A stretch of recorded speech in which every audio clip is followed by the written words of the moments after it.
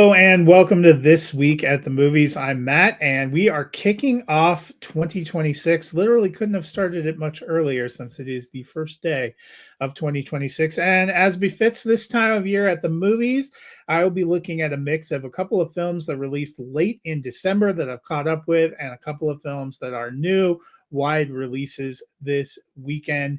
Give you something to check out in the theater. I was live yesterday to wrap up the year and to wrap up the best of 2025. You can check out that on our channel if you want to catch up with some of the favorite movies, shows, different genre pieces. And Eric will be back with me tomorrow. We're going to be breaking down the finale of Stranger Things, which ended last night, both in theaters and on Netflix. So getting 2026 off to a hot start. But first, let's dive into a couple of the movies that you can find at the theaters. And if your theater is like mine was today, it might be jam-packed because people are going and checking out all these movies they didn't have time to see before to kickstart the new year. One of those movies for me was The Housemaid. This one released on December 19th from director Paul Feig.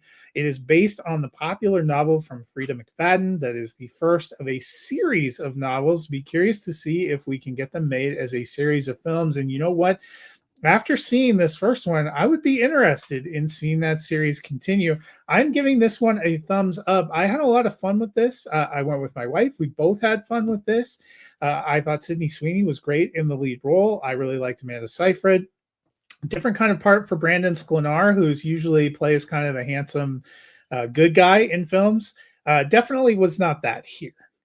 This movie, I will say, you need to have a little bit of patience. I thought it was a little slow at the beginning. I wasn't sure what they were doing or what they were trying to achieve, but around the middle, when it starts to really get into where it's going and some of the twists start to reveal and some of the character motivations and who these people really are starts to get unveiled, it becomes a great ride all the way to the end. The third act is bonkers, but bonkers in a really kind of fun and engaging way. Again, the two ladies did an incredible job in the lead roles. I know there's been a lot of comments on the press tour about whether they would be back for a sequel. Probably one of them would be, but you'll have to see how the movie goes. I thought it was a lot of fun. Hopefully, one that you can catch up on. Not great for kids, I will say. So probably more of an adult time at the theater. In fact, all of the movies I'm going to be looking at today are probably more of an adult time at the theater. There are still some holdovers if you're looking for family-friendly entertainment like Zootopia 2 and some things like that. But most of the movies that came out toward the end of the year and at the beginning of the year tend to be a little bit darker. So, The Housemaid. Big thumbs up. I had a lot of fun with it. I think you will have fun with it too. Another movie that released late in the year. This one came out on Christmas Day, and it is the reboot, reimagining, recycling of the classic film Anaconda. I know it might not be a classic for you, but for the characters in this film, played by Jack Black and Paul Rudd, it is an emotional and iconic classic film to them that they go to the Amazon rainforest to remake. I thought this was an incredibly clever way to tackle a piece of existing IP that studios, when they have these IP and these franchises, they want to squeeze every last dime out of them they can. Usually that results in reboots or retreads that are often awful. We saw one of those in 2025 with I Know What You Did Last Summer, where they essentially just tried to recycle the plot, putting in some classic characters and some new characters, and I thought it was a dreadful theater-going experience. That was also a Sony release. This one, a Sony release where they got the memo that they needed to do something different. This is a comedy. It does pay homage to the original. If you remember the Jennifer Lopez 1997 classic, her, Ice Cube, John Voight, and whatever accent he was attempting there, and the snake. And you know what? The people that saw that movie probably felt the same as you and I. It is not a great film. It is a fun film in certain aspect, but I had a great time with this new Anaconda. I laughed so hard. Big thumbs up. There are just some incredible moments. Jack Black, Paul Rudd, very gifted physical comedians. Sandy Newton is great in here. Steve Zahn has a lot of fun in here. You get some tie-ins to the original, some cameos that pop up that I'm not going to spoil for you. But it was a great time. It was everything I wanted from this kind of movie. I think it probably is squarely aimed at people in my demographic and my age too, that would have been teens or early 20s when the original Anaconda came out and were in that certain kind of mindset. They use the Sir Mix-a-Lot song. It's not just in the trailer. They use it a lot in this movie in very clever ways. They also use the great Paula Cole song, I Want to Wait, which for those of you that will remember was the theme song to Dawson's Creek. It pops up in some hilarious sequences in this movie. Just a lot of fun, a great cast, great chemistry, and a heck of a ride. It was everything I would want from a reboot of, not an incredible movie. There are some thrilling moments there, but there are a lot of just kind of pure comedy moments. So Anaconda, I had a lot of fun with as well. So those are a couple movies that made debuts in mass at the end of December that are still widely available that you can be catching up and checking up with right now. Obviously, Anaconda just debuted literally a week ago on Christmas Day. And maybe you were like most people, opening presents during that period of time. If you're looking for new films that are coming out, there are two that are getting a wide release this weekend. The first one is the Daisy Ridley fronted horror film, We Bury the Dead. This was actually made the festival circuit in 2024, so it has had a long path to the screen. Getting a wide release from Vertical. I saw it in all the theaters where I was. This one basically about a weapon that accidentally gets unleashed by the United States that ends up killing everyone on the island of Tasmania or turning them into something. So you can probably see why it may not have been the most popular with distributors.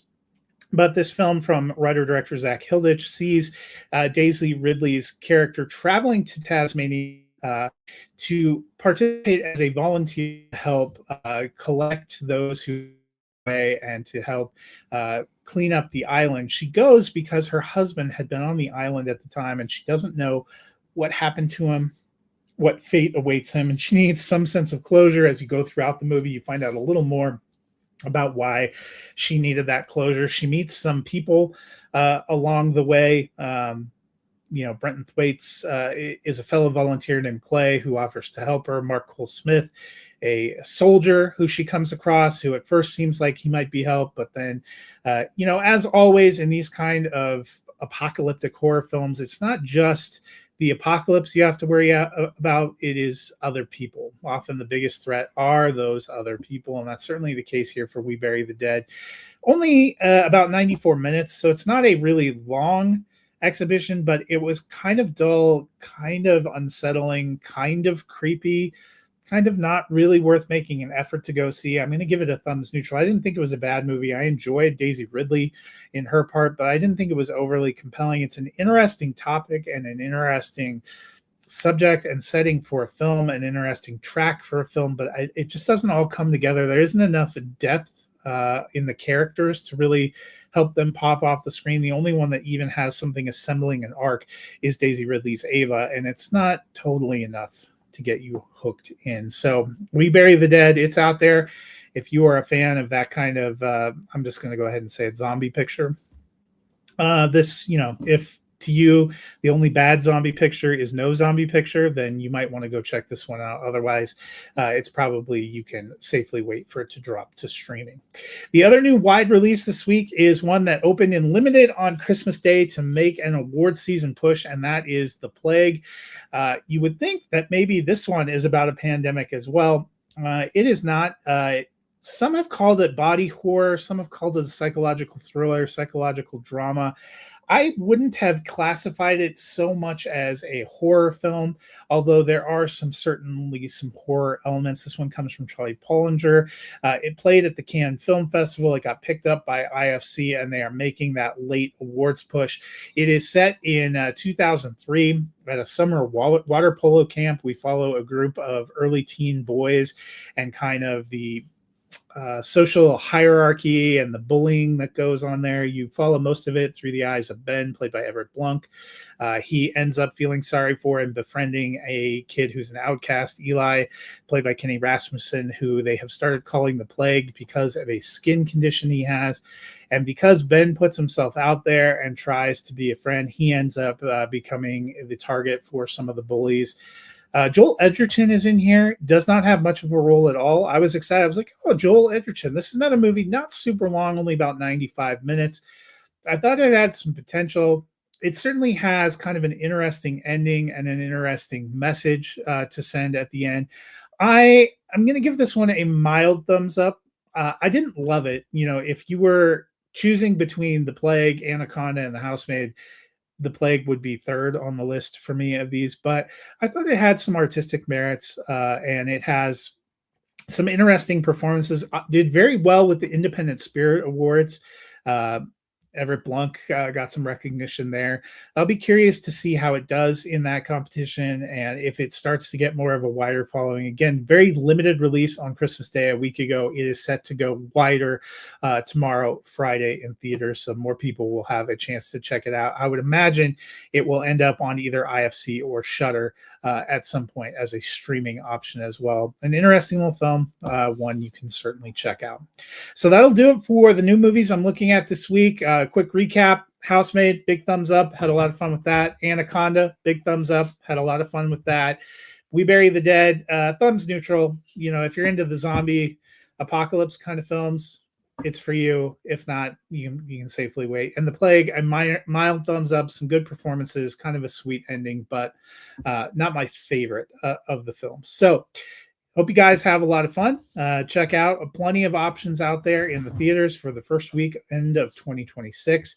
As I mentioned, Eric and I will be back tomorrow breaking down the final season of Stranger Things. Hopefully I will have emotionally recovered from what was an excellent finale.